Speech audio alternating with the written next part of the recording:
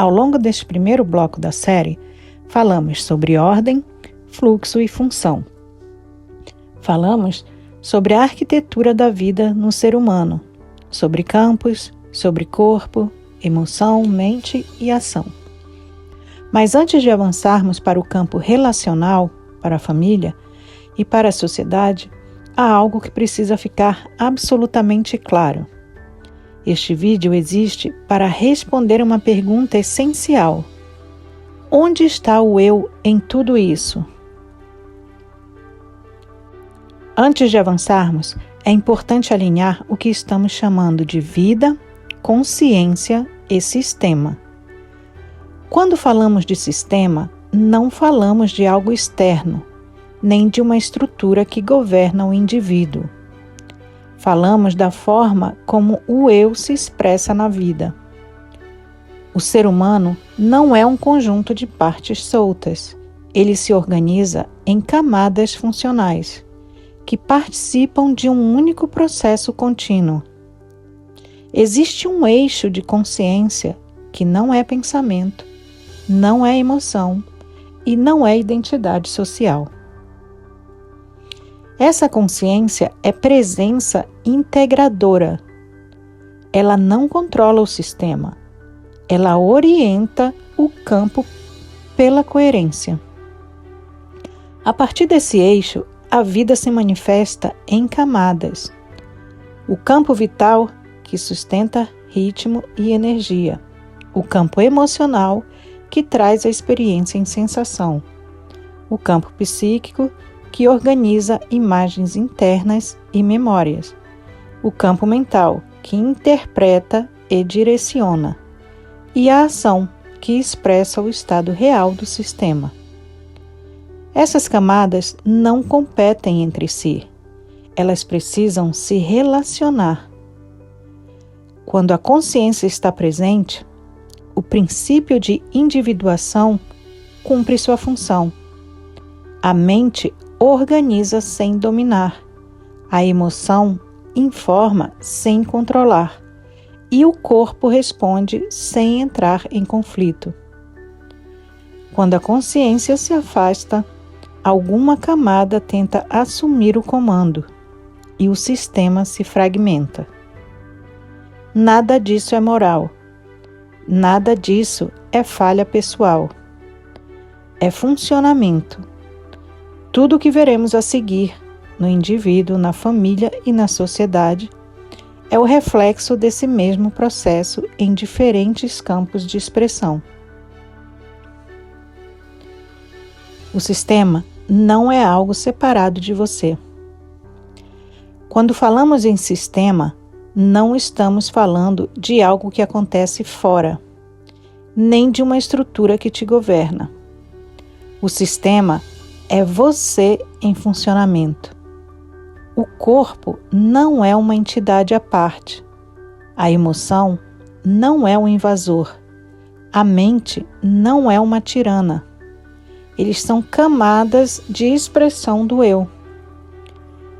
Não existe um eu verdadeiro escondido e um sistema que precisa ser controlado. Existe apenas o modo como você se relaciona consigo mesmo. Quem governa o sistema? Essa é uma dúvida comum e legítima. Quem governa o sistema? O corpo, a emoção, a mente e o campo. A resposta é simples. Nenhuma parte governa o todo. O sistema se orienta pela coerência ou incoerência do eu. Quando o eu está presente, as camadas se organizam. Quando o eu está ausente, alguma camada tenta assumir o comando. Controle não é poder. Controle é compensação da ausência. O eu, a presença e o princípio que sustenta.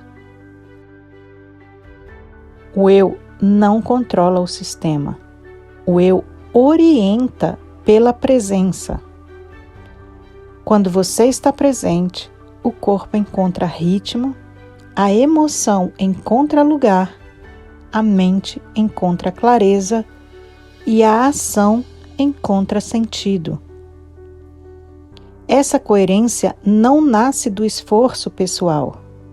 Ela nasce de algo mais profundo do que a vontade ou intenção humana.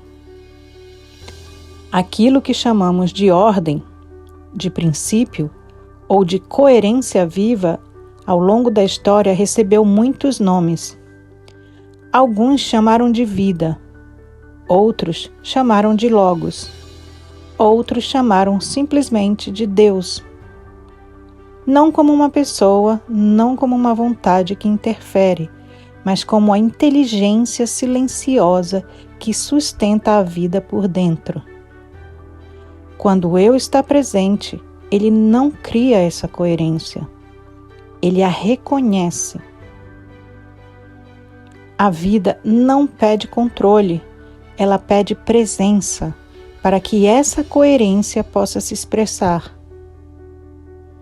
Relacionamento consigo mesma.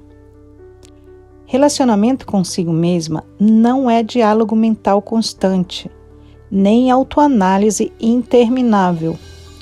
É algo mais fundamental.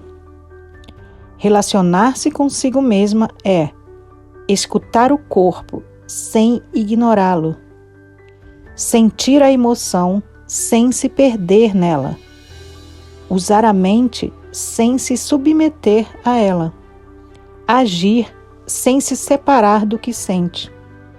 Isso já é relação. Antes de existir eu e o outro, eu e a família, eu e o mundo, existe eu comigo mesma em fluxo. Completude do eu. Falar de eu não é inflar o ego, é reconhecer a identidade funcional que integra as camadas da vida. Um eu íntegro não é barulhento, não precisa provar nada, não luta contra si. Ele sustenta coerência. E coerência é o que permite que a vida flua sem fragmentação. A origem do conflito interno.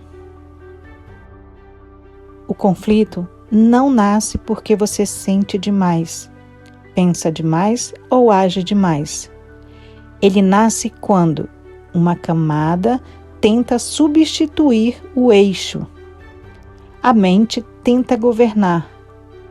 A emoção tenta dominar.